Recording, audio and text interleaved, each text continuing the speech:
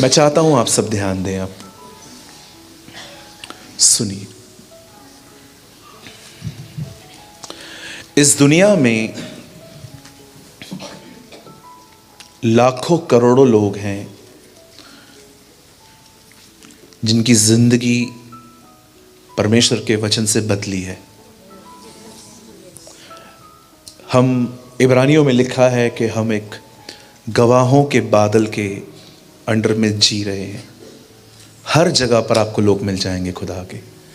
आप किसी भी हिल स्टेशन पर चले जाओ, आपको वहाँ पर भी प्रभु के लोग मिल जाएंगे। लेकिन एक चीज़ और मैं आपको बताना चाहता हूँ, प्लीज़ इसे राइट स्पिरिट में लीजिए। कुछ ऐसे भी लोग हैं जिनकी लाइफ नहीं बदल पाई है। बिलीव मी, बहुत से लोग हैं जो खुदा में आने के बाद बदले हैं। इस कलीसिया के अंदर तो there are so many witnesses, बहुत सारे गवाह हैं। लेकिन मैं आपको बताना चाहता हूँ, कुछ ऐसे भी लोग हैं जो परमेश्वर के वचन को पढ़ने के बाद भी चेंज नहीं हो पाए हैं। अब उसका मैं आपको रीज़न बताता हूँ। कई बार हम पास्टर्स को जब आप देखते हैं तो अब हमें हमेशा हंसते हुए, हमारे फेस पे ग्लो, और अब हमेशा हमें देखते हैं कि हम माइक लेकर हज़ारों के सामने खड़े हैं। पर आप बिलीव करिए, being a pastor it's very difficult. Pastor होके ज़िंदगी जीना बहुत कठिन है, आसान नहीं है। आप जानते हैं, दुनिया कुछ भी करे उन्हें कोई कुछ नहीं कहने वाला। हमारे हाथ से अगर एक ग्लास भी टूट जाए तो सभी लोग,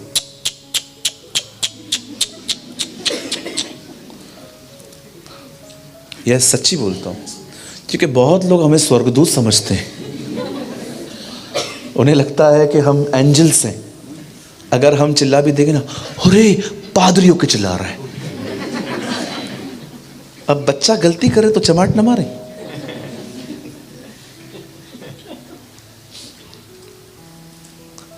हम भी आपकी तरह ही हैं।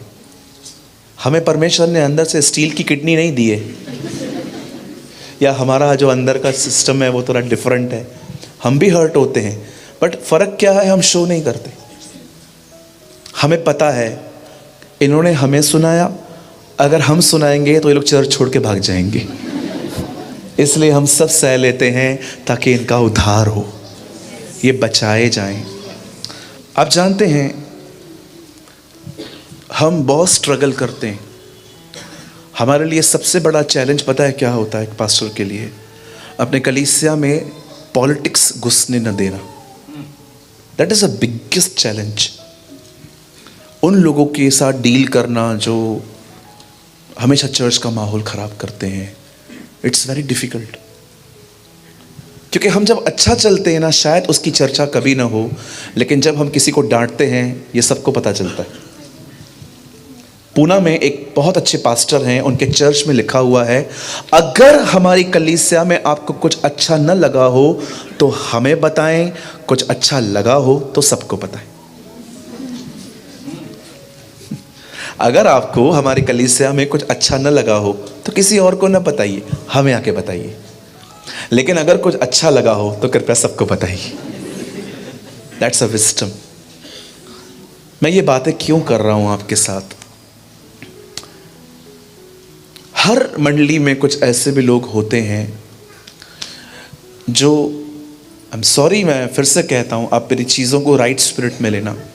हर मंडली में कुछ ऐसे भी लोग होते हैं जिन्हें बहुत अच्छे से पता है कि हम वैसे नहीं हैं जैसे हम पास्टर को दिखा रहे। आई एम सॉरी टू से, बहुत लोग संडे को सिर्फ पास्टर को इम्प्रेस करने की कोशिश करते, चेंज नहीं हो पाते, बदल नहीं पाते। दे आर नॉट इनरली, एक ट्रांसफॉर्मेशन लाइफ नहीं है। क्यों नहीं है? अगर आपको लगता है I am the perfect guy, अगर मैं एक सिद्ध व्यक्ति हूँ, तो ये आपकी बहुत बड़ी गलतफहमी है।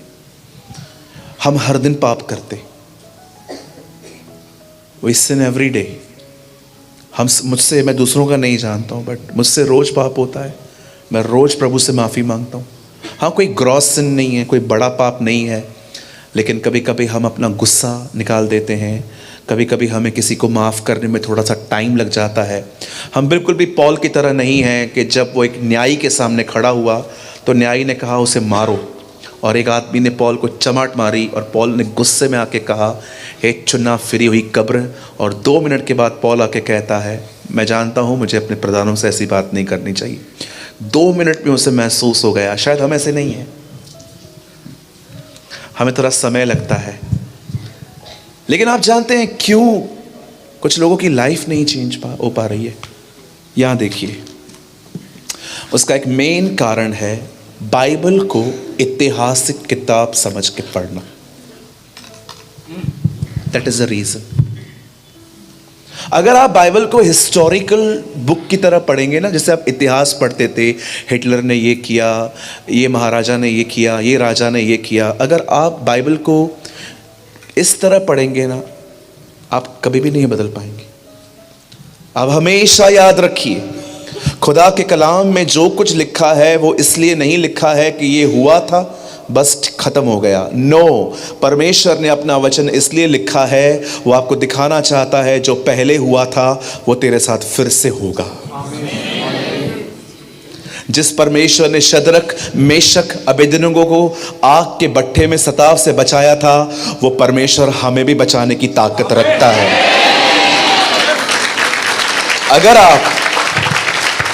अगर आप इब्रानियों की किताब पढ़ें तो वहां यह नहीं लिखा है कि परमेश्वर का वचन इतिहास है, नहीं, वहां लिखा है परमेश्वर का वचन जीवित, प्रबल और 2 धारी तलवार है। वो इतिहास नहीं है। It is not a history. ये कोई इतिहास नहीं है बस ऐसा हुआ था, नहीं, जो हुआ था वो दोबारा मेरे साथ भी होगा। जो परमेश्वर उन दिनों में जिसने दानियल को बचाया था, वो मुझे बचाने की भी ताकत रखता है। मैं आपसे निवेदन करता हूं, हमेशा वचन इतिहास की तरह न पढ़ें, पास्ट में जाके न पढ़ें। यीशु ने मार्था से कहा, तेरा भाई जी उठेगा। उसने कहा, हाँ प्रभु, मैं जानती हूं वो पुनरुत्थान के दिन जी उठेगा। प्रभु प्रेजेंट की बात कर रहा है, बहन फ्यूचर में जा रही है। हालेलुया। मैं आप में से हर एक को कहना चाहता हूं, जब भी आप इसे पढ़ रहे हैं, प्लीज मेरे भाइयों बहनों, इतिहास की तरह न पढ़े। ये जिंदा वचन है। क्यों कह रहा हूं जिंदा वचन है? क्योंकि इसे लिखने वाला जिंदा है।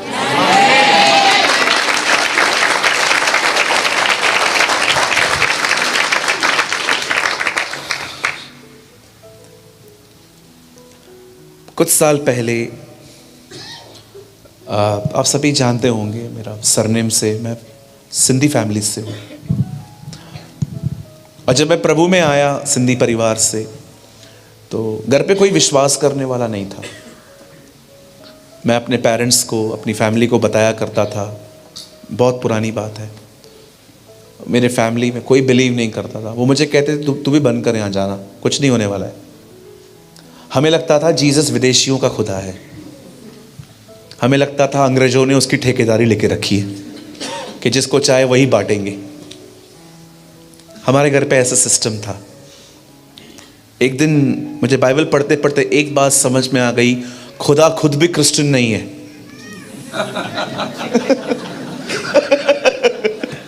आपको पता है, जिसको मानते हैं ना, वो खुद भी क्रिश्चियन नहीं है, वो खुदा है।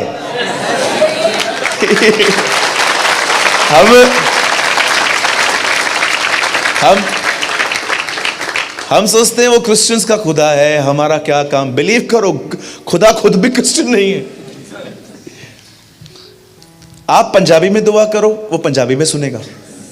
मैं सिंधी में करता हूं, आपके सामने करके दिखाऊं चंद शब्दों में।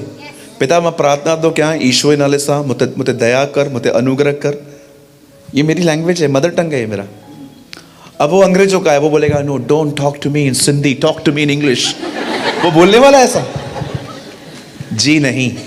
जो एक भाषा समझे वो एक भाषा का खुदा, जो सारी भाषाएं समझे वो सृष्टि का मालिक होता है।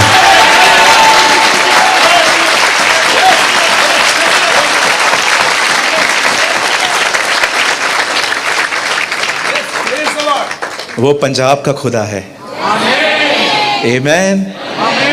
आपको उसको बोलने के लिए कोई भाषा नहीं सीखनी है, आपको जो चाहिए आप बोलो उसको। आखिर मैंने अपने परिवार को खुदा के बारे में बताया। मेरी मम्मी पापा मेरी बहनें कोई बिलीव करने के लिए तैयार नहीं, नहीं नहीं बंद कर दे ये सब। और प्रॉब्लम तो तब पैदा हुई जब मैं सुधरने लगा। सबको कंफर्म होने लगा इससे सच में धर्म बदल दिया। आपको पता है ना, जो जितना सुधरा हुआ उसको उतना ही ज्यादा तंग किया जाता है। हाँ, आप बिगड़े रहो, शराब पियो, आपको कहेंगे खानदानी है। कहेंगे नहीं, ये तो खानदानी है, इसका बाप भी ऐसे ही करता था, इसके दादा ऐसे करते थे, इसने परंपराएं कायम रखी हैं। आप सुधरोगे ना। मैं आपको बोलना चाहता हूं दीदी बहन, आप किसी ऑफिस में काम करो और वो एक लड़की आपके बाजू में आके बैठ जाए और कहे मैंने बॉयफ्रेंड रखा है, और आप उसको बोलो नहीं नहीं हम नहीं रखने वाले हैं। आपको ऐसे देखेगी वो कि ये पागल है, संखी है, ये एकदम बैकवर्ड लोग हैं, दे डोंट नो लाइफ। ऐसे से देखेंगे। कई अपने बाजू वाले को सुधरा हुआ आदमी किसी को पसंद नहीं है।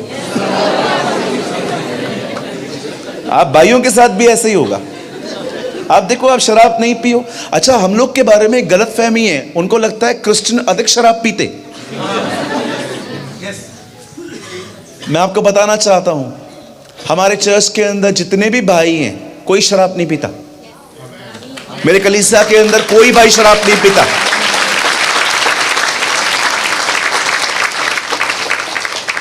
हमने क्रिसमस भी नॉन अल्कोहल सेलिब्रेट की। एक भाई आया, ब्रदर आज मैं पीऊंगा। मैंने बोला क्यों? बोला बाइबल में लिखा है यीशु ने दाखरस बनाई थी। अगर यीशु ने बनाई थी तो मैं भी पीऊंगा। मैंने कहा पियो, लेकर आओ, मैं भी पीऊंगा, लेकिन एक काम करना है। क्या? जैसे यीशु ने बनाया वैसे पानी लो।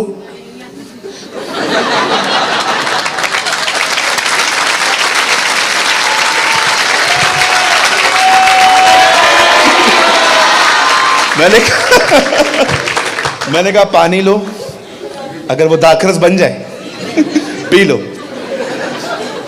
बोला ऐसे होता है क्या? मैंने कहा जैसे तू बोलता है वैसे भी नहीं होता है। हमारा खुदा पवित्र है, हमारा खुदा कुदूस है।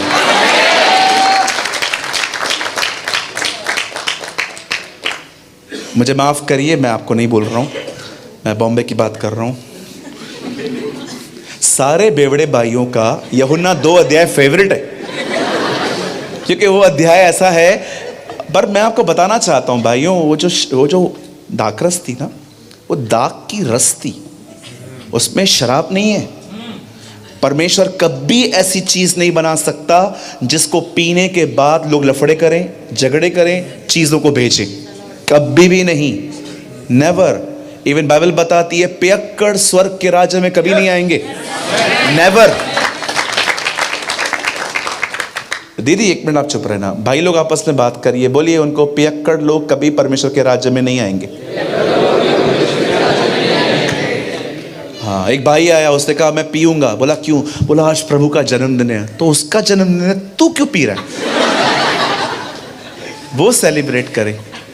कुछ लोगों को है ना, कुछ गलत धारणाएं होती हैं। मैं आपको बताना चाहता हूं मेरे भाइयों मेरी बहनों, जब मैंने इस वचन को पढ़ना शुरू किया और मेरे परिवार में कोई बिलीव में नहीं आया, 1-1.5 साल हमने दुआएं करी, 1-1.5 साल। आखिर एक दिन मैं बहुत निराश हो गया। मैंने कहा छोड़ दे यार, जाएं नरक में जाएं भले। मैं ऑनेस्टली जो मेरे मन में मैं आपको बता रहा हूं, क्योंकि मैं जब भी अपने घर में बताया करता था तो हमें गाली पड़ती थी, उल्टी सीधी बातें सुननी पड़ती थी। मैं प्रभु को बोलता था, प्रभु जब तक हम लोग गंदा चलते थे ये सब मेरा आदर करते थे, अभी अच्छा चल रहा हूँ तो पता नहीं क्या क्या बोले जाते हैं मुझे। मैं भले जाएं, मरे नरक में जाएं, मेरा कोई वास्ता नहीं है, मुझे तूने बचा लिया बस, मैं बहुत खुश हूँ प्रभु। लेकिन नहीं, परमेश्वर ने इस माइंड सेटअप के साथ मुझे नहीं रहने दिया। एक दिन मैं खुदा का कलाम पढ़ रहा था जिसमें लिखा था एक चोर ने मरने से कुछ समय पहले प्रभु यीशु को स्वीकारा। मुझे परमेश्वर ने कहा वो तो जिंदा है सब, तो उम्मीद छोड़ रहा है, ये देख मरते मरते भी एक बचा है।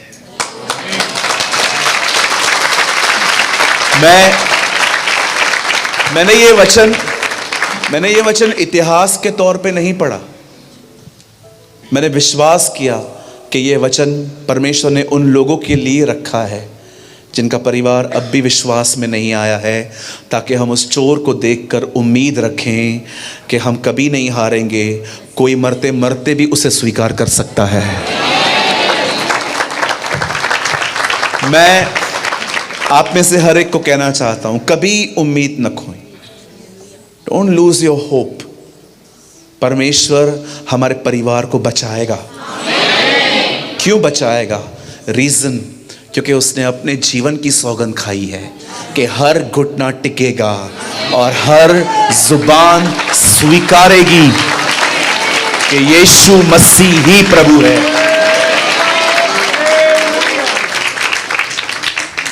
जो लोग जिम पे जाते हैं वो लोग कहते हैं ताकत खुदा है, व्यापारी कहते हैं पैसा खुदा है, एग्नोस्टिक कहते हैं हो सकता है एक खुदा है, नास्तिक कहते हैं कोई खुदा नहीं है।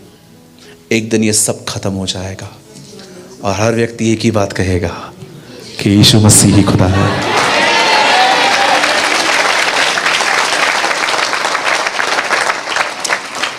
हालेलुया। हर चीज जो आप खुदा के पाक कलाम में पढ़ते हैं वो इतिहास नहीं है, ये हुआ था जस्ट नहीं। विश्वास करिए जो खुदा ने लिखा है वो मेरे साथ होगा। परमेश्वर कहता है अपने कलाम में, यद्यपि व्यवस्था की बातों में पूरे होने में देर हो सकती है परंतु धोखा नहीं होगा। जरुब्बाबेल ने इस मंदिर की नींव डाली है, जरुब्बाबेल ही इसे पूरा करेगा। जिस परमेश्वर ने ये कहा है वो उसे पूरा करेगा। आमीन। सो आज जो वचन हम आपके साथ बांटने वाले हैं, आधा घंटा कैसे निकल गया पता ही नहीं चला। आज जो वचन मैं आपके साथ बांटने वाला हूँ, मैं अक्सर अपने सरमन को टाइटल बाद में देता हूँ क्योंकि मुझे भी नहीं पता चलता कि मैं कभी कहाँ चला जाऊँगा, लेकिन आज मैं इस वर्ड को एक टाइटल देना चाहता हूँ और वो टाइटल है हमारी आग कभी बुझने न पाए। आमीन। क्या आप सब तैयार हैं? मेरे साथ खोलिए पुराना नियम। जितने भी लोग हैं यहाँ पर सभी ओपन करें मेरे साथ पुराना नियम, लेवी व्यवस्था की किताब 6 अध्याय। Open your Bible with me in the book of Leviticus chapter 6।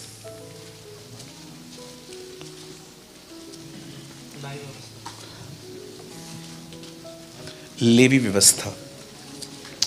अगर ये पुराने नियम की तीसरी किताब है, ये निर्गमन के बाद आपको मिलेगी।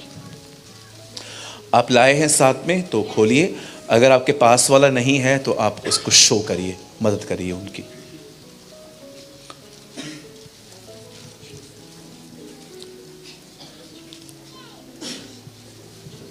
लेवी व्यवस्था की किताब उसका 6वां अध्याय।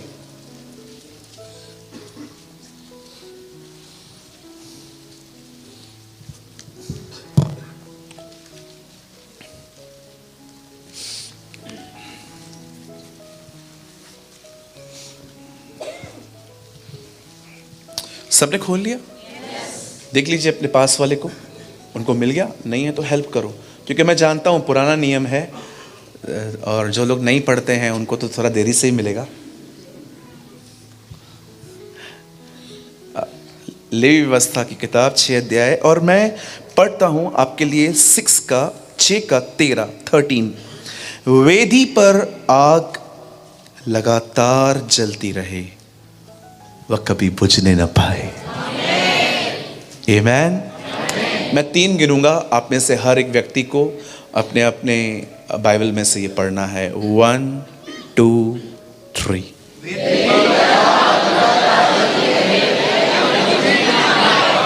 बार और पढ़िए, 1 2 3।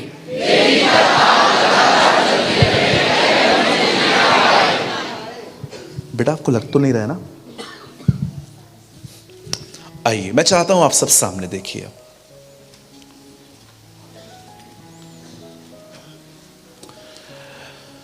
इस वचन तक आने के लिए मुझे कुछ आपको समझाना पड़ेगा, और आप तभी समझ सकते हैं जब आप अगर बहुत ध्यान दें।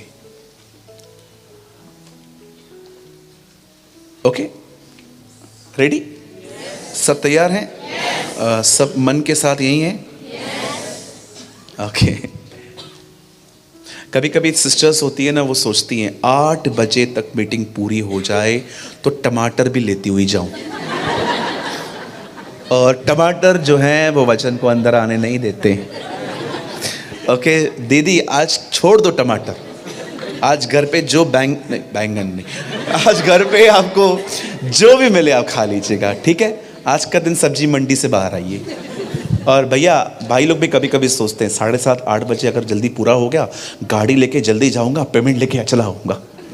भैया पेमेंट कल ले लेना, ठीक है? एकदम फ्री होके बैठो, परमेश्वर के वचन को बड़े ध्यान से सुने। आइए सब ध्यान दें। आप जानते हैं आग जलाने की नौबत क्यों आई यहां पर? क्यों ये आग जलाई गई? उत्पत्ति में कुछ नहीं मिलता हमें ऐसा।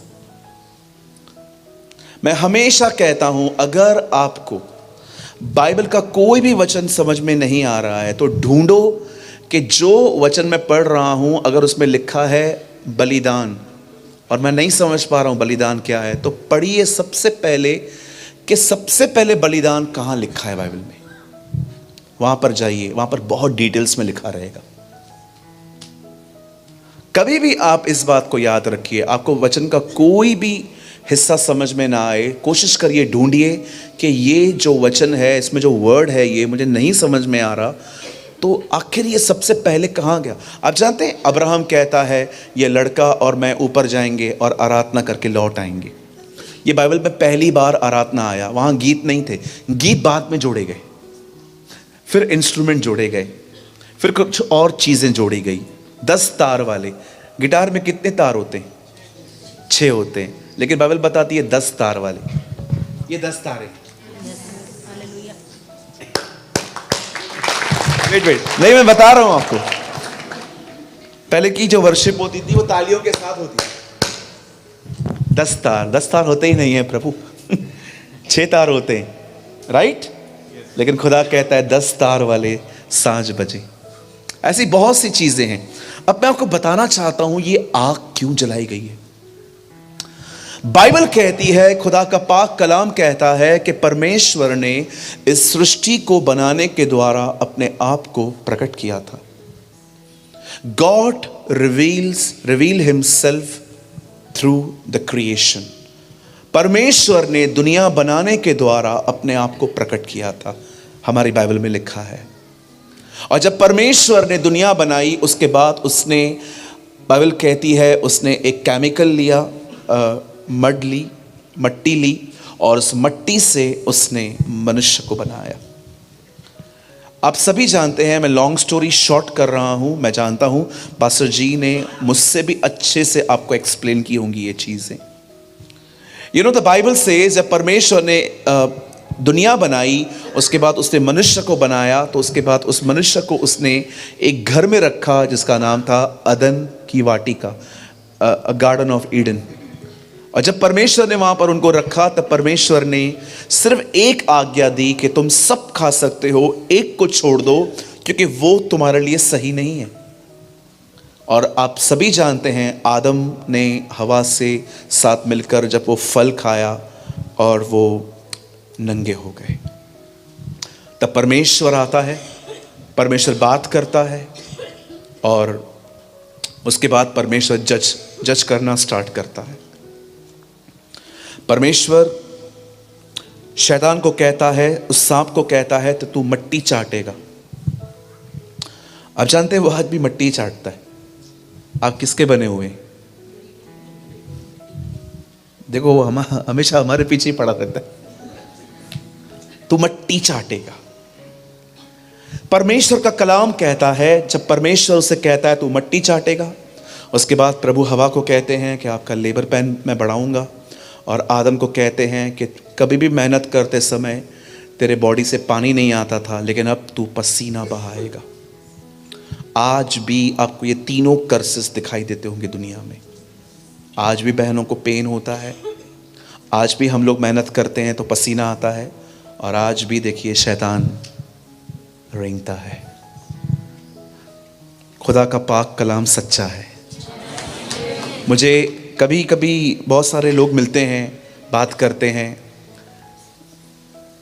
अभी रिसेंटली एक अंकल मिले थे मुझे, उन्होंने मुझे कहा, ब्रदर प्रेमानी मैं आपकी वीडियोस को देखता हूँ, लेकिन एक मेरा सवाल है। बहुत प्यारे अंकल है वो।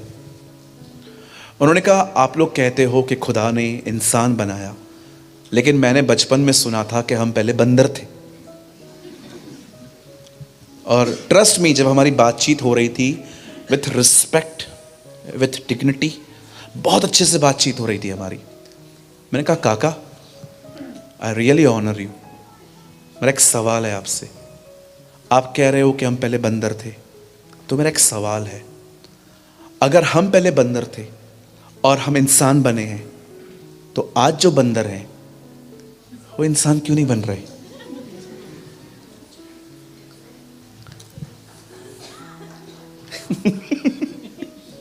मैंने कहा आज क्यों इंसान नहीं बन रहे? विश्वास कीजिए, कुछ समय पहले मैंने उनको बपतिस्मा दिया है।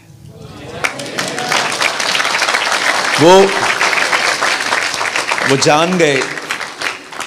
जान गए कि बाइबल सच्ची है। आपको पता है बाइबल की खासियत क्या है? इसमें जो कुछ भी लिखा है ना, वो आपको आज भी रस्तों पे दिखाई देगा। This is not a myth. ये कोई कल्पना नहीं है, ये कोई मनगढ़ंत बातें नहीं है। मैं आपको बताना चाहता हूँ, यीशु कोई काल्पनिक व्यक्ति नहीं है जिस पर हमने ऐसे ही भरोसा किया है। वो एक जिंदा व्यक्ति है जो हमारे बीच में रहता है। आमीन। मैं आपको बताना चाहता हूँ, जब परमेश्वर ने आदम और हवा को बना के वहाँ रखा और उसे सिर्फ एक कमांड दी कि तुम फल मत खाना, पर उन्होंने फल खाया, और आप सभी जानते हैं वो लोग वहाँ से दूर हो गए। अब मैं आपको कुछ बताना चाहता हूँ, प्लीज यहाँ देखिए सब। आप जानते हैं जब परमेश्वर आदम और हवा से मिलने आता था, तब ये मुलाकात होती कैसे थी? हर शाम, एवरी इवनिंग, खुदा हेवन छोड़ता था और नीचे उतरता था और आदम और हवा के सामने बैठकर उनसे बातें करता था। आप बिलीव करिए, एक्चुअली वही संगति जिसके लिए खुदा ने हमें बनाया था, उसी संगति के विषय में यूहन्ना अपनी किताब में कहता है, हमने उसे देखा, हमने उसे सुना, हमने उसको छुआ, और हम गवाही देते हैं कि परमेश्वर की सहभागिता में तुम भी आ सको। आप जानते हैं बिगिनिंग में कुछ भी नहीं था, सिर्फ एक ही चीज थी, परमेश्वर के साथ मनुष्य की संगति। और आप जानते हैं उस संगति को वो इतना पसंद करता था कि जब आप उससे दूर हो गए ना, उसने अपने बेटे को कहा, जा इन्हें वापस ले आ, गो, इन्हें वापस ले आ, मुझे ये चाहिए। और आप देखो, यीशु मसीह के कारण आज एक बार फिर से आप मिले उससे। That's awesome। बाइबल कहती है जब परमेश्वर और इंसान अलग हो गए, when they divide, जब वो अलग हो गए, खुदा का कलाम कहता है अब परमेश्वर मनुष्य से वैसे नहीं मिल पाता था जैसा वो अदन में मिलता था, आमने सामने बातें करता था।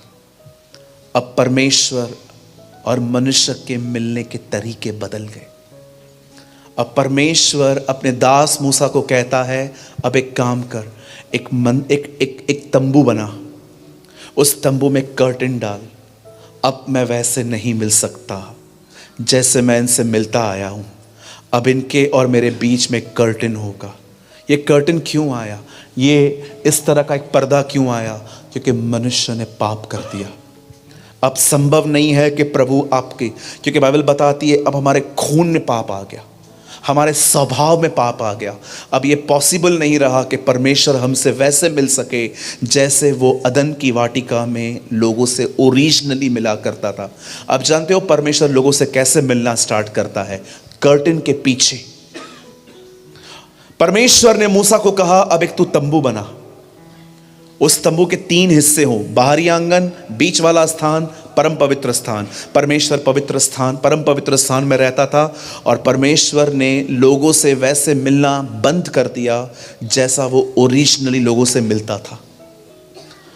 बीच वाले आंगन में परमेश्वर ने एक कैंडल रखी थी, 7 कैंडल्स थी, दीप स्तंभ, मनोरा, परमेश्वर ने वो वहां पर रखा था।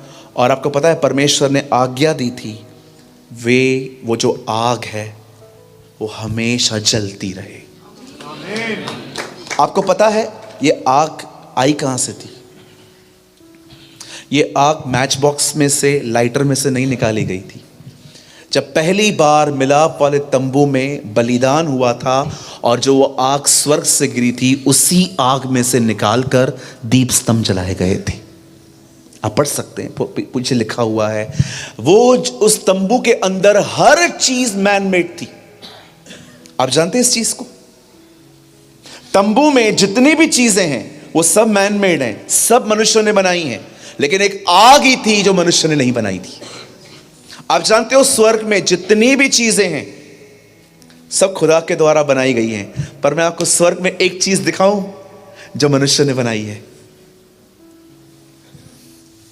यीशु के हाथों के होल, दैट्स मैन मेड।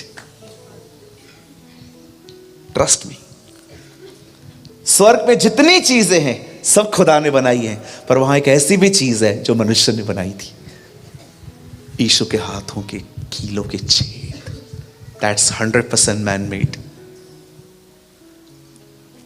इसलिए बाइबल बताती है ये वो जख्म है जो मुझे मेरे प्रेमियों के घर में मिले थे। That's man made. हालेलुया। मैं फिर से पूछना चाहता हूं, अब तक कितने लोग मेरी बातों को समझ पाए हैं? मैं बहुत आसानी से प्रेच करने की कोशिश कर रहा हूं, बड़ा भेद है ये, लेकिन मैं कोशिश कर रहा हूं कि मीटिंग के बाद एक बच्चा भी मुझे आके कह पाए कि अंकल, मजा आ गया, है ना? आप जानते हैं स्वर्ग से जो आग गिरी थी उसी आग का कुछ हिस्सा लेकर उस दीप स्तंभों को जलाया गया था। अब परमेश्वर की ये मर्जी थी ये आग कभी बुझने न पाए, नेवर। मैं आप में से हर एक को कहना चाहता हूं, बहुत साल पहले परमेश्वर ने शालोम में एक आग लगाई थी, आज भी परमेश्वर यही चाहता है, ये आग कभी बुझने न पाए। हालेलुया।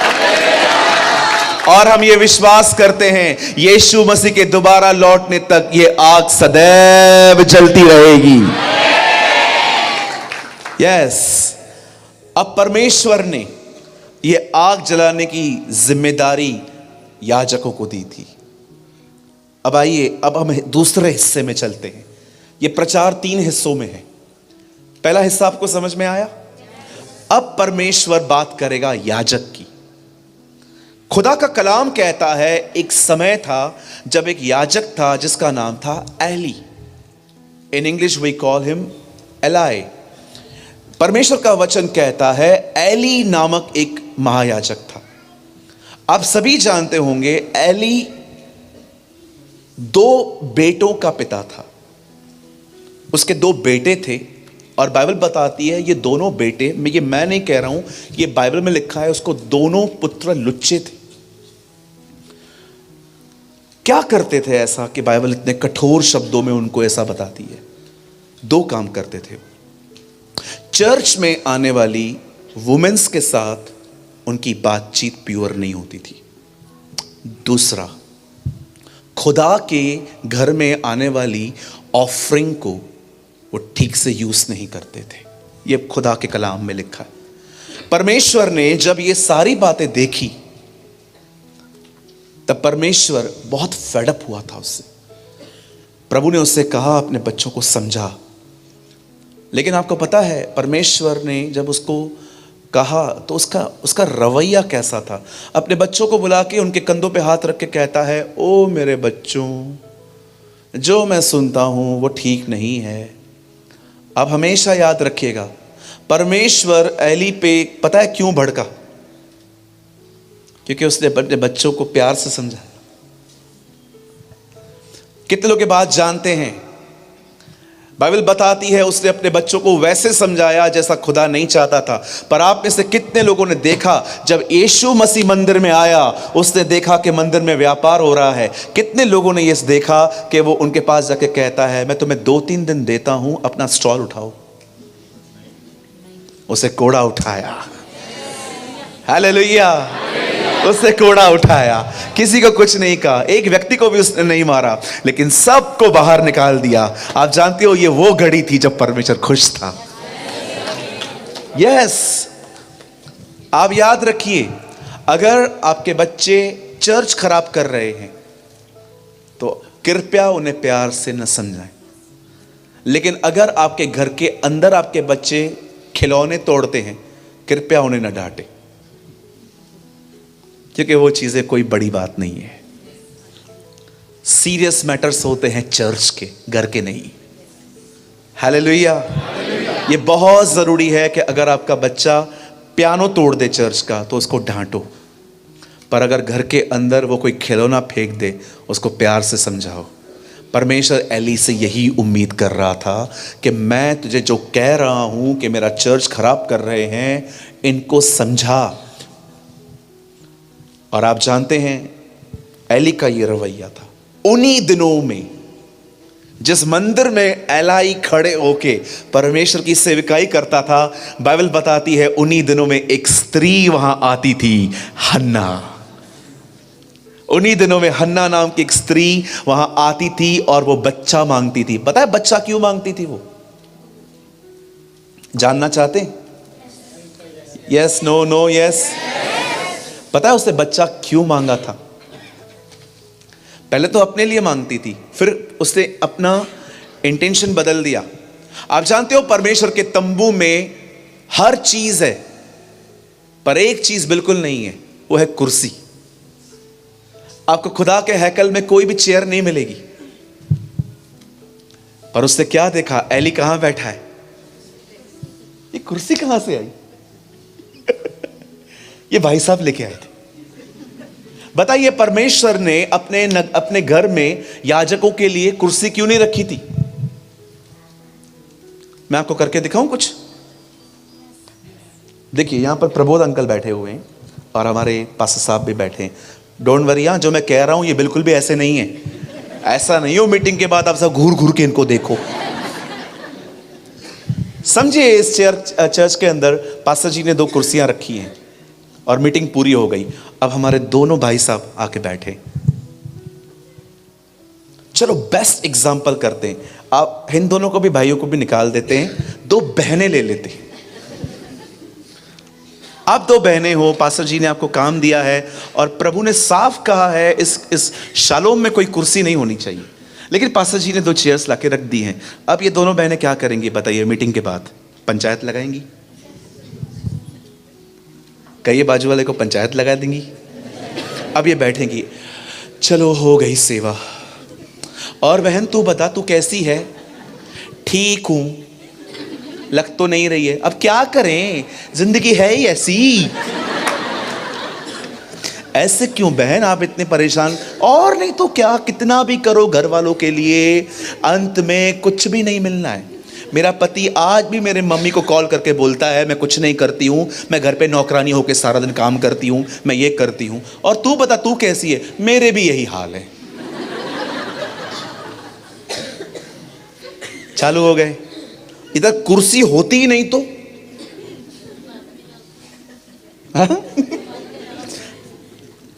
परमेश्वर ने अपने खुदा ने अपने हैकल में चेयर क्यों नहीं रखी थी? काम हो गया, घर जाओ, नो चिट चैट, नो इधर उधर का बातचीत। काम हो गया, घर जाओ।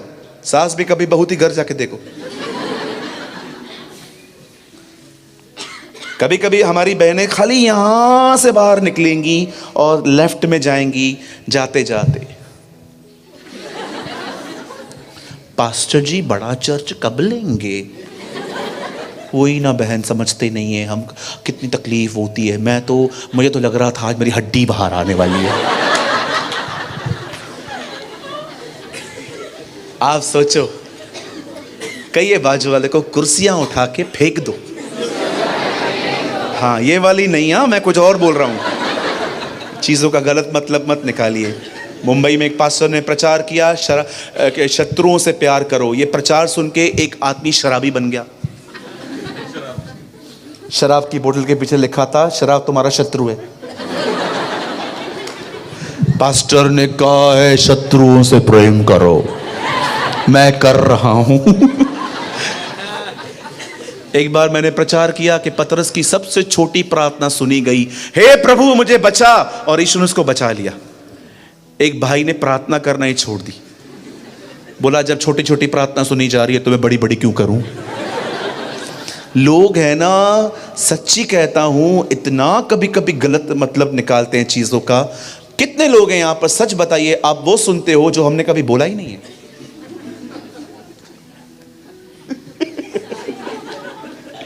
कभी कभी हम लोग वो बोल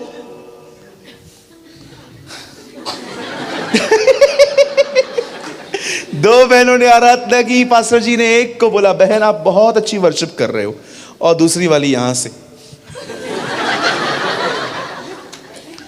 क्या हुआ तुझे? नहीं मेरे को तो कुछ बोला ही नहीं, पता नहीं हम आते क्यों हैं यहां पर, हमारी कोई वैल्यू है ही नहीं।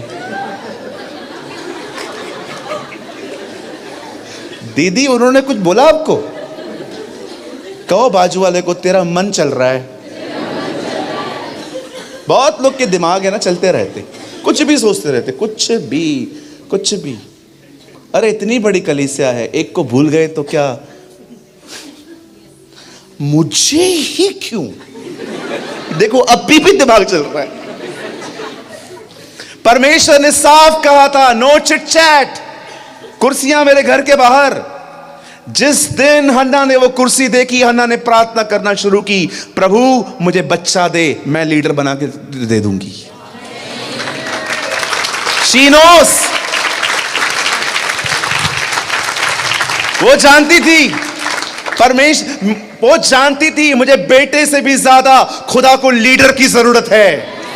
कितनी माएं हैं यहां पर, मैं आप में से हर एक को पूछना चाहता हूं, अपने बच्चों को एजुकेशन से भी ज्यादा, बाहर जाने से भी ज्यादा, इधर जाना है उधर जाने से भी ज्यादा, कितनी बहनें यहां पर जो अपने बच्चों को बचपन से ट्रेन करके कहती हैं, सुन भले ही तू मेरे द्वारा पैदा हुआ है लेकिन तू मेरा नहीं है, एक दिन तुझे खुदा के घर में उसकी सेवकाई करनी है।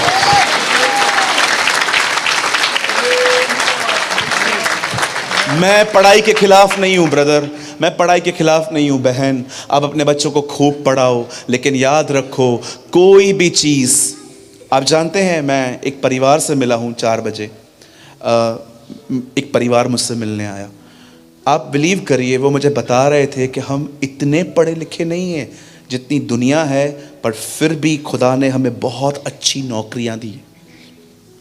आप बॉम्बे आ जाओ, मैं आपको ऐसे ऐसे लोग दिखाऊंगा। हमारे बॉम्बे में प्लेस है बैंड्रा, मैं आपको ऐसे ऐसे लड़के भाई बहन दिखा सकता हूं, वेल एजुकेटेड, पढ़ाई लिखाई, और ट्रस्ट मी उनके पास ऐसी डिग्रियां हैं आज भी जॉब नहीं है।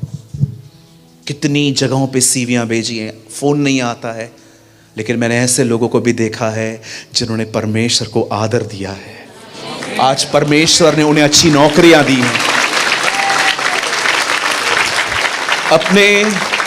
अपने बच्चों को अच्छी एजुकेशन से भी ज्यादा उन्हें सबसे पहले परमेश्वर का आदर करना सिखाइए, ऑनर करना सिखाइए उन्हें, कि तुझे एक दिन, आप जानते हो जब हन्ना फाइनली प्रेग्नेंट होती है और जब वो अपने बच्चे को, लिखा है दूध पीने के बाद, मतलब 4 या 5 साल के बाद वो उसे खुदा के घर में छोड़ के आती है। बताइए क्यों? पता है सैमुअल क्या काम करता था? लिखा है जिन दिनों में सैमुअल मंदिर में छोड़ दिया गया। उन दिनों में एली की आंखें धुंधली थी और लिखा है उसका मन चलता नहीं था बरोबर। आपको पता है वो क्या काम करता था? वो उसी दीप को जलाया करता था। दिस ये उसकी सेवकाई थी। अब आप सोचो, आपके घर में चेयर है, आपके घर पे पलंग है, आपके घर में एयर कंडीशन है, आपके घर पे हीटर भी है। बताइए मिलाप वाले तंबू में क्या था? कुछ नहीं था। एक छोटे बच्चे ने बचपन से ही डिस्कंफर्ट से दोस्ती रखी थी। नरक से भी गंदी जगह है comfort zone, because nothing grows there. वहां कुछ भी नहीं बढ़ता। मैं हमेशा अपने कलीसिया में खड़े होकर कहता हूं, नरक से भी गंदी जगह एक आरामदायक जिंदगी है, जिसमें स्ट्रगल नहीं है, मेहनत नहीं है, कोई एफर्ट नहीं है परमेश्वर में। इस बच्चे को देखो, सोचो आप 5 साल के बच्चे को उसकी मां से अलग करके दिखाओ, उसकी हालत क्या होगी। बच्चा रो रो के मर जाएगा, मां रो रो के मर जाएगी। मैं ऐसी बहनों को जानता हूं जिनके मिसकैरेज हुए, वो सदमे से नहीं आ पा रही हैं। ये तो 5 साल का था, अपने बच्चे को छोड़ के चली गई। सोचो एक बार भी उसका बच्चा घर नहीं लौटा, ये बोल के एली अंकल को, अंकल मैं जा रहा हूं, मेरी मम्मी जो है ना, मेरे को मम्मी का बहुत याद आ रहा है। नथिंग, क्योंकि बचपन से उसको ट्रेन किया गया था कि सुन, भले ही तू मेरी कोख से जन्मा है, लेकिन तू खुदा का है, तू खुदा का है। आप जानते हैं, आहिस्ते आहिस्ते जब वो बड़ा हुआ, एक दिन पता है उसके साथ क्या हुआ? उसे एक आवाज आई, सैमुअल, हे सैमुअल। यहां वहां देखना, यहां वहां नहीं देख रहा है, एली के पास जाता है। अंकल डिड यू कॉल मी? आपने मुझे बुलाया? नहीं बेटा, सो जाओ। ओके, वापस चला गया।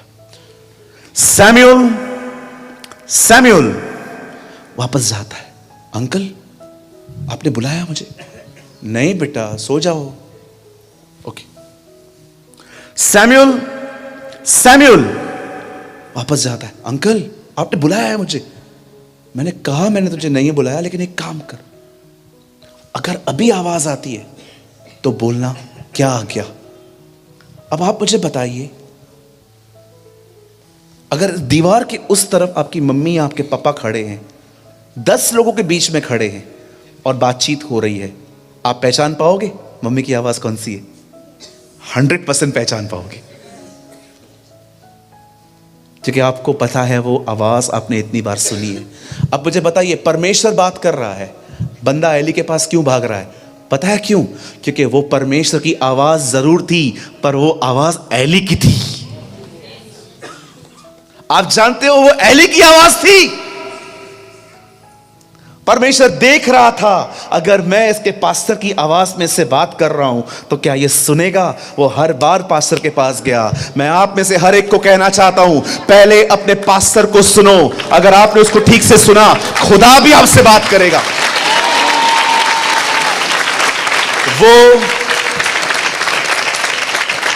वो जो आवाज थी वो एली की थी। यूहन्ना कहता है, I hear the voice of the Lord like a trumpet. मैंने प्रभु की आवाज को तुरही की तरह सुना। मूसा कहता है, I hear his voice like a thunder. मैंने बिजलियों की तरह उसकी आवाज सुनी। एलिया कहता है, I hear his voice like a whisper. एलिया, परमेश्वर मूसा से बात करता है बिजलियों की आवाज में, यूहन्ना से बात करता है तुरही के द्वारा, और कलाम कहता है वो विस्मयकारी आवाज में एलिया से बात करता है। परमेश्वर हर व्यक्ति से अलग अलग बात कर रहा था, पर कितने लोग ये बात जानते हैं, खुदा अपने घर में अपने दास की आवाज को लेकर बात करता है। आप जानते हैं, जो कुछ आपका पास्टर आपको सिखाए, जो कुछ आपके पास्टर जी आपको सिखाएं, अगर आप वो सुनने में फेथफुल हैं, उसके बाद आप परमेश्वर की ओरिजिनल वॉइस सुन पाएंगे। मैं पढ़ता था, मैं बोल रहा था, प्रभु आप बुला रहे हैं, ये एली के पास क्यों जा रहा है? ये तो ऊपर इधर उधर देखना चाहिए, ये स्ट्रेंज वॉइस किसकी है? वो एली के पास ये नहीं कहता है अंकल कोई बात कर रहा है मुझे समझ में नहीं आ रहा है, वो सीधा जाके बोलता है अंकल आपने बुलाया, पता है क्यों? वो एली की आवाज थी। It was the voice of ally. जरा सोचिए, परमेश्वर एक लड़के को अपने पास क्यों बुलाता है? ताकि वो लड़का उसके घर की आग को कायम रखे। मैं आज आपको बताना चाहता हूं, परमेश्वर ने बहुत साल पहले मनुष्य को बनाया, मनुष्य पाप करके उससे अलग हो गया, फिर परमेश्वर ने डिसाइड किया कि वो अब एक तंबू में आपसे मिलेगा। उस तंबू में एक आग जलती थी, आपको पता है वो आग परमेश्वर की आज्ञा है, लेवी व्यवस्था में वो आग कभी बुझने न पाए। आज मैं आपसे एक सवाल पूछना चाहता हूं, जितने भी यहां पर मेरे भाई बहन बैठे हैं, बताइए वो 10 कुंवारियां थी, 5 मूर्ख 5 बुद्धिमान, बताइए उन 5 मूर्खों को उस दूल्हे ने क्यों नहीं पहचाना? क्योंकि उनकी मशालें बुझ रही थी। Read it. हमारी आग कभी ना बुझने पाए। आप में से हर कोई थिस्सलुनीकियों के इस वचन को जान ले, आत्मा को न बुझने दो। There is a word in the Bible, हम वो दीपक बने जो परमेश्वर ऊपर रख सके, जिससे सब घर के लोगों को प्रकाश मिलने पाए।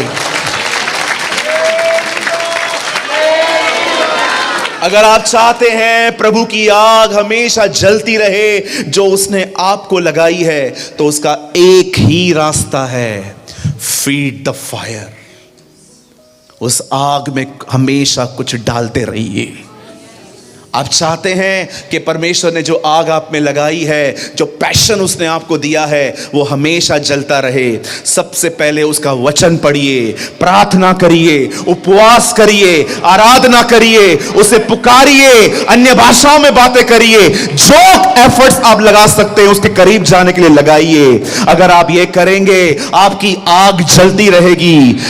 मैं आपको बताना चाहता हूं, वो आग सिर्फ एक कलीसिया में नहीं है, हम सब पे आग है। जब परमेश्वर हमें मिलाता है, मैं यीशु मसीह के नाम से कहता हूं, ये वो आग है जहां पर जादू टोने की ताकतें खत्म होती हैं।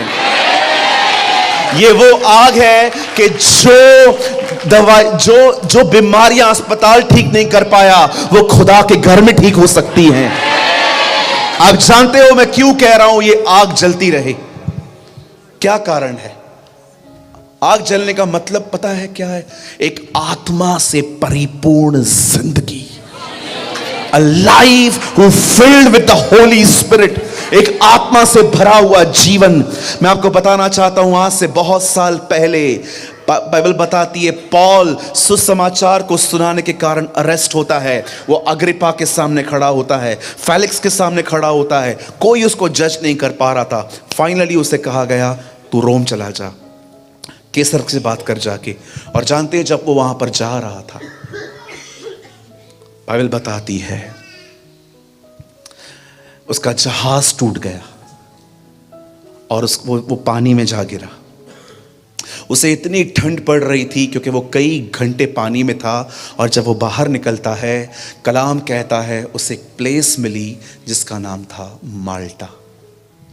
अब पॉल माल्टा पे है, पूरा बदन शिवरिंग हो रहा है, और वो वहां पर जाके लोगों को कहता है, ब्रदर्स प्लीज हेल्प अस, हमारी मदद करो, हम मर जाएंगे। तब वो लोग पता है क्या करते हैं? पॉल को हेल्प करते हैं लकड़ियां देने में। पॉल लकड़ियां लेता है, जैसे ही पॉल उन लकड़ियों को आग लगाता है ताकि आग लगे और हम थोड़े गरमाए जाएं, लिखा है आग लगते ही लकड़ियों में से एक सांप बाहर आता है। जब आग लगती है ना, सारे छुपे हुए सांपों को बाहर आना पड़ता है।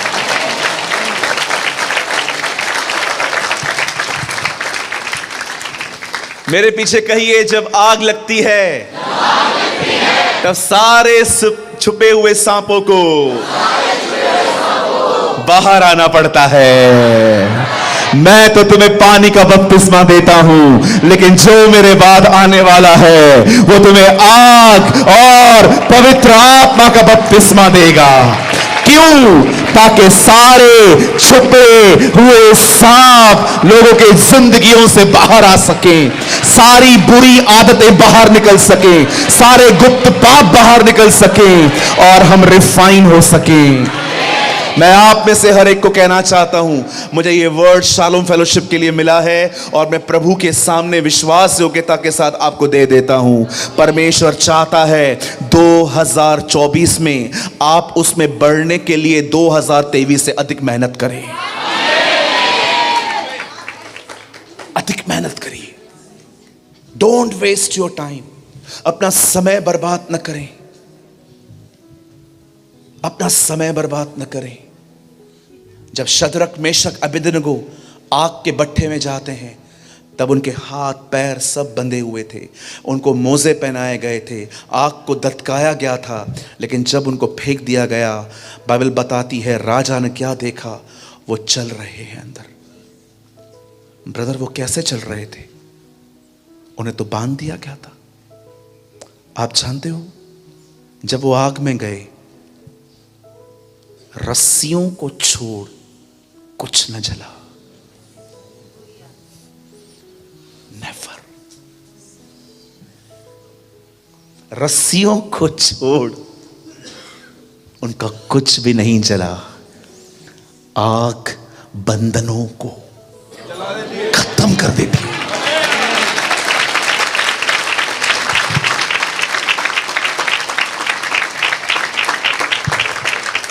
God called Samuel. परमेश्वर ने एक लड़के को बुलाया ताकि उसके घर की आग जलती रहे। आज मैं आपको कहना चाहता हूं, उसने आपको बुलाया है। He called you ताकि खुदा के घर की आग हमेशा हमेशा जलती रहे। मैं 10 मिनट में इस संदेश को कंप्लीट कर दूंगा। Just 10 minutes. मैं चाहता हूं आप सब सामने देखिए। अब हमेशा याद रखिए, हम वो लोग हैं जिन लोगों को लेकर डेविल ने हमेशा हमारे लिए मिसअंडरस्टैंडिंग्स क्रिएट की है। हमेशा शैतान ने बड़ी कोशिश करी है कि हम उसके खुदा के घर तक कभी ना पहुंच पाए। कितनी उफाएं हैं हमारे लिए बाहर, यहां पर ये होता है, वहां वो होता है। आप पंजाब में हैं, बहुत धन्यवाद प्रभु का। हमारे बॉम्बे में कई सारे लोगों को ऐसा लगता है कि हम विदेशियों के खुदा को मानते हैं, धर्म बदलने वाले एलिगेशंस, बहुत सारी बातें होती हैं। ठीक है, चलो कोई बात नहीं, हम वो भी सह लेते हैं। हम तो जानते हैं कि हमारा क्या बदला है, जीसस ने हमारा क्या चेंज किया है, वो हम जानते हैं। उसने हमारी ज़िंदगी बदली है। मुझे ये लोग कहते थे आपको पैसे मिले हैं। पैसे मिले नहीं हैं, लेकिन विश्वास करो जो पैसे गंदी जगहों पे जाते हैं वो बच गए, वो बहुत बचे हैं। फिर तो बहुत मिले हैं, है ना? कितने भाई लोग हैं मुझे बताइए, मसीह में आने से पहले आप शराब पीते थे? 1 2 3 4 5। अभी वो पैसे किधर हैं? मेरा एक दोस्त है, 2000 रुपये का शराब पीता था। वो बोलता था 60,000 रुपया बचता है मेरा। कितने भाई लोग हैं रिचार्ज? आप लोग मत करो, आप नहीं समझ पाओगे। रिचार्ज करा के देते थे, नहीं देते थे कि मुझसे बात कर, बचा नहीं बचा? पूछो बाजू को, बचा नहीं बचा? याद है ना स्क्रैच कार्ड? कितने को याद है? पीसीओ, 1 रुपए वाला बॉक्स, स्क्रैच कार्ड, याद है? पैसा बचा नहीं बचा? हाँ जी, लाखों रुपए यीशु ने हमारे बचाए, लाखों। बहनों मुझे एक बात बताओ, ब्यूटी पार्लर के पैसे बचे नहीं बचे? हाँ दीदी मुझे बताओ, आप जाते थे ना वहां पर चूना मुना लगवाने के लिए, मुझे बताइए। I am sorry, fair and lovely, okay, ना फेयर बन रहे थे ना लवली। सुनिए, पैसे बचे नहीं बचे वो बताइए? हमारे पैसे हमने दिए, हमने पाए हैं कि खुदा ने हमें बचाए हैं? इतिहास गवाह है, जब भी युद्ध होता है इकोनॉमी नीचे आती है, पर पढ़ के देखिए बाइबल का इतिहास है, जब भी इजराइल में युद्ध हुए हैं इजराइल अमीर बना है। हम पहले से ही, यहां देखिए, शैतान ने इतनी मिसअंडरस्टैंडिंग्स फैला के रखी हैं, लेकिन कोई भी नहीं चलती है उसकी, एक भी नहीं चलती है। वो बहुत तंग है, हम लोगों में से बहुत तंग है। मैं हमेशा एक बात कहता हूं, डेविल अगर आपको तंग कर रहा है ये बुरा नहीं, अच्छा साइन है। क्या? ऐसा कैसे ब्रदर? एक परमेश्वर के जन ने कहा वो तुम्हें इसलिए तंग करता है क्योंकि तुमने पहले उसको तंग किया। आपको पता है डेविल आपको क्यों तंग करता है? बुरे बुरे ड्रीम्स देकर, गंदे गंदे सपने देकर, कभी कभी वो लोगों को उठाएगा, उनके मुंह का इस्तेमाल करेगा आपको तंग करने के लिए। वो क्यों करता है ऐसा? क्योंकि वो जान गया है कि आप ही वो व्यक्ति हैं जो भविष्य में उसे मारेंगे। अच्छे से पता है। अभी आप बताओ, जो व्यक्ति 2 मिनट बाइबल पढ़ता है, 2 मिनट प्रार्थना करता है हर दिन, चर्च उसका आता पता है नहीं, उपवास रखे उसे जमाने हो गए, मुझे बताइए ये व्यक्ति शैतान उसको क्यों तंग करेगा? वो तो ऑलरेडी उसके हाथ में। जब शैतान देखता है ना कि एक आदमी प्रभु के साथ कंबाइंड है, वो जुड़ा हुआ है, वो चर्च जा रहा है, वो गंभीर है, वो सारी चीजों पर चलने की प्रैक्टिस कर रहा है, वो जान जाता है आने वाले दिनों में ये सर्वेंट है, ये खुदा का खादिम बनेगा, मुझे ही मारेगा। इसीलिए वो आपको डिस्टर्ब करता है। किसी ने कहा अगर वो तुम्हें डिस्टर्ब करे परेशान मत होना, ये अच्छा साइन है, पर अगर वो तुम्हें डिस्टर्ब करना बंद कर दे, उल्टा ये बुरा साइन है कि कहां ना कहां वो जान गया है ये ठंडा अंगारा है, ये कुछ नहीं करने वाला।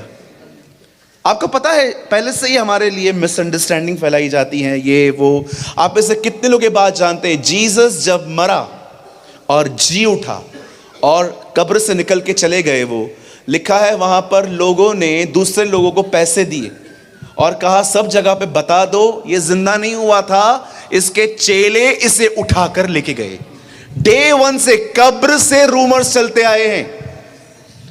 सबसे पहले शैतान आपको पूरी कोशिश करता है कोई यहां तक ना आ सके। क्यों सूरज भाई?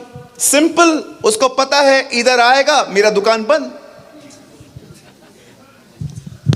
तंबाकू छोड़ देगा, सिगरेट पीना छोड़ देगा, शराब की बोतल तो मेरे ही मुंह पे मारेगा।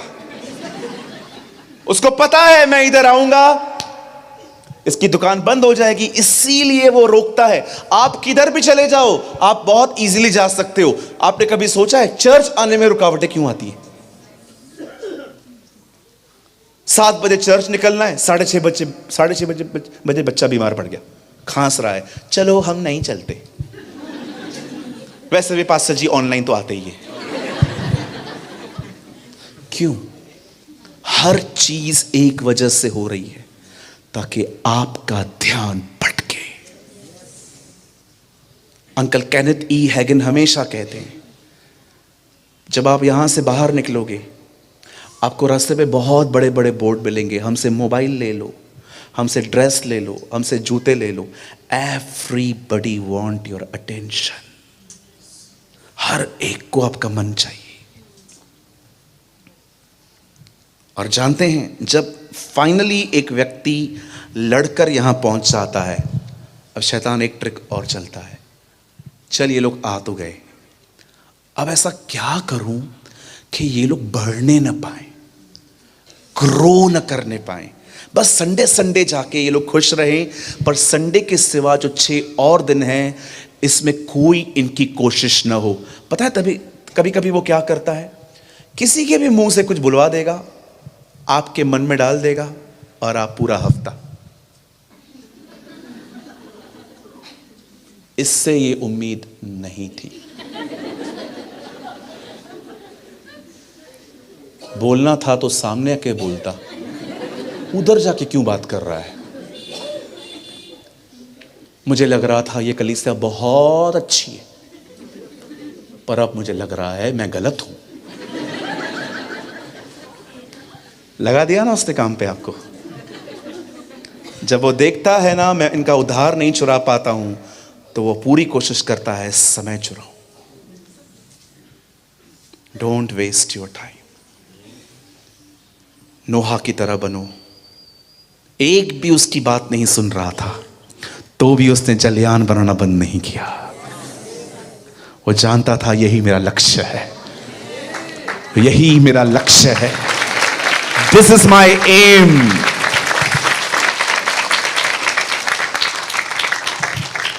ये बात मैं आपके पास्टर जी के पक्ष में बोल रहा हूं, जो मैं कह रहा हूं। पॉल वॉशर कहते हैं, अगर मैं नूह के दिनों में जिंदा रहता तो हर दिन लकड़ियां काट काट के नूह को देता कि जलयान बना, क्योंकि ये तेरी बुलाहट है। पर पॉल वॉशर कहते हैं, अब मैं उन दिनों में नहीं रहता। अब मैं ऐसे दिनों में रह रहा हूं जैसे उन दिनों में सिर्फ बोट बची थी, आज के दिन में सिर्फ कलीसिया बचेगी, और मैं अपनी पूरी मेहनत कर दूंगा ये घर बनाने में।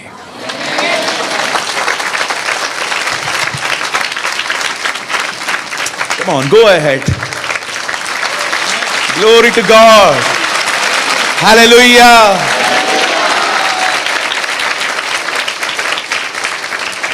उसके घर में सदैव उसकी आग जलती रहे। उसके घर में सदैव उसकी आग जलती रहे। मैं आपसे निवेदन करता हूं, अपना समय बर्बाद न करें, दुआ में बने रहें, वचन को पढ़ते रहें, प्रार्थना करते रहें, कलीसिया के साथ उपवास में जागृत रहें, उसकी आराधना करें, उसकी शुक्रगुजारी करते रहें। हर वो कोशिश करें उसके करीब जाने की जिसको आप जानते हैं। हर एक ऐसे व्यक्ति बनिए जो मेहनती हो खुदा में बढ़ने के लिए। अपने पास्टर का बर्डन उठाइए, अपने पास्टर का बोझ उठाइए। Hallelujah. Be like a Simon कुरैनी जो यीशु का बर्डन उठा रहा था। आमेन।